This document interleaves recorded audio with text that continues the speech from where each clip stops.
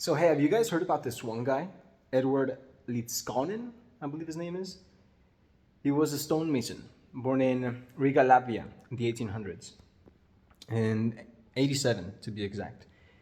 And you know how sometimes people say, "Oh, this guy was ahead of his time." Well, this guy really was ahead of his time. They mean him. So before we get into what he did, let's get into some background about why he did it. All right. So he was born in Riga, Latvia, and he was engaged to be married to a Agnes Skufst? Agnes Skufst. Anyway, when they were engaged to be married, he was 26 and she was 16. Yeah, so that was normal back then. Still don't know why a 26-year-old man would be into a 16-year-old, but okay. So anyway, uh, after a while, I guess she realized that he was 10 years older than her. And so she called off the wedding. She called off the engagement, right? And this guy, he was heartbroken. So he migrated from Latvia to Germany. And from Germany, he hitched a ride on a boat all the way to the good old US of A in New York.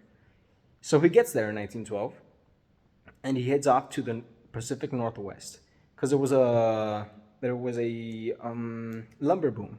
There was a lot of people cutting trees back then, and he was good with his hands. So he wasn't a tree cutter, he wasn't a lumberjack, but he was good at making the handles for the axes. So that's what he did. He basically dedicated some years to building and selling axe handles. So he had a pretty good job going up until 1922 when he was diagnosed with tuberculosis.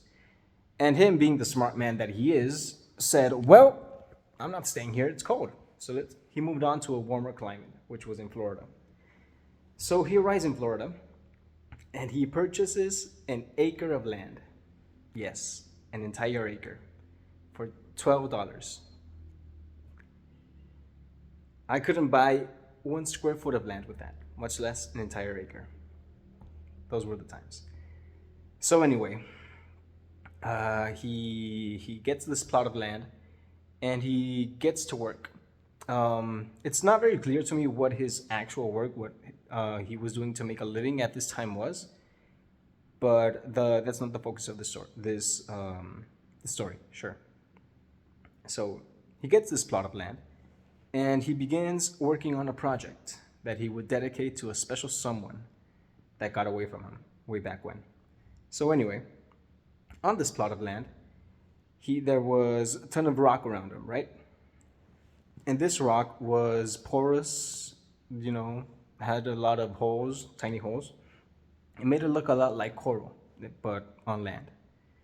So this rock, which is named oolite, was in abundance around him, so he didn't have to waste any money on materials, and that's what he worked with.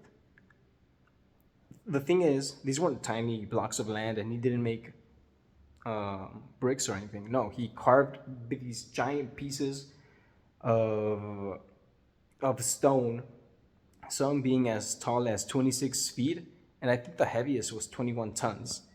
So yeah, a lot of work. He carved nearly 1,000 tons of stone before he finished. Well, not finished really. We'll get to that. So anyway, he starts building this garden, a rock garden, here on this plot of land in Miami. No, I'm sorry, here in Florida is what I meant to say. Mind you, he didn't have any cranes, he didn't have any workers, he didn't have any tools, really. He made whatever tool he needed with the broken parts of a car that he found lying around. And he created his own pulley system so that he could move these giant rocks, these giant stones. Because, as I said, he didn't cut them down. He left them as they were, just gave them form. We're going to see a bit how it turned out. And all this while standing at a massive 5 feet and 121 pounds. Yes, this guy was moving around tons of rock and stone while barely being, honestly, that was really short. Barely being taller than a fifth grader, probably. So anyway, this short king hated the fact that after a while the land was starting to be inhabited, right? He wasn't the only one that wanted to live there. And it was very cheap apparently. So he began to get neighbors. Those neighbors started developing their own land, and he didn't quite like that. So he decided to move everything that he had to another plot of land, to a homestead. It took him nearly 2 years to move all of his stones. He did it alone, by the way. He would load them up on a truck, and he would drive them to this second location, and he would unload them there as well. Some were as big as 23 feet, and the heaviest, 21 tons. Yeah, quite the workout, I believe. So it took him 2 years, but he got that done, all right? Did he stop there? No, he kept working. He worked until the day he died. And I believe he would have worked harder as well, but they probably buried him away from all his tools. So anyway, he renamed this place, it used to be called Ed's Place, something like that, to Rockgate Park. We're going to get into it. We're going to get into why he called it Rockgate Park in a little bit. So anyway, this guy, he built an entire revolving gate out of a 9-ton stone block. He carved it out of that stone block. And it was said to be so well made, so well balanced, that this giant stone could be pushed with your hand, or sometimes even with the wind if it blew hard enough. And people were like, whoa, I mean, what is he, an alien or something? Did he make a deal with the devil? How did he do this, right? Well, that was a mystery until the day after he died, this thing broke down. But it didn't break down because of the weight. It didn't break down because it wasn't created correctly. No, it broke down because he had built it. He had drilled a hole down the center. And he had balanced it so well on top of a truck bearing that it just moved. It swiveled. It spun around.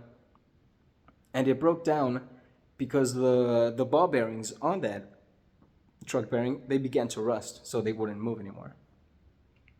Had they switched out those ball bearings, that thing would have still worked. And it actually took 6 men and a crane to be able to take it apart. And this guy did it alone. That's impressive. Anyway, aside from basically building like he was... Oh, sorry, I forgot to mention. He dedicated this entire... It's called Coral Castle, if I'm not mistaken. Not really a castle. We're going to see some pictures in a bit. But he dedicated this entire rock garden, this landscape, to that one girl, little Agnes, who broke up with him way back when. Yeah, it goes to show you how much he loved her, I guess. I still think it's pretty sad. She was 16, he was 26, but okay. He could have probably found someone better. Anyway, aside from basically building like he was in creative mode on Minecraft, he also claimed to know the secrets of how the pyramids were built, which honestly, based on what he did, I believe him. And he also printed some pamphlets, like I guess it would be research papers for the common man. They had to do with magnets, with weight distribution, and the human body. And to this day, people are still amazed and reference him to demonstrate how ingenuity and hard work can allow one man to build a monument by himself, which it is a monument. It's incredible. We're going to see some pictures right now. But from physicists to architects, this absolute unit of a man is still referenced by them. And it goes to show how much the love of somebody that you used to know can instill such devotion. These are the pictures of this rock garden. So this is an aerial view of it. We're going to see the gate in a bit. As you can see, it's pretty big. And all of this is solid stone, by the way. This is the gate.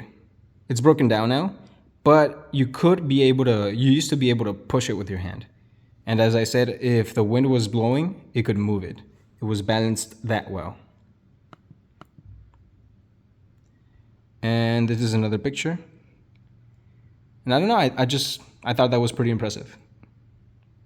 Anyway, hope you guys enjoyed that little history lesson. I know I did. See you soon.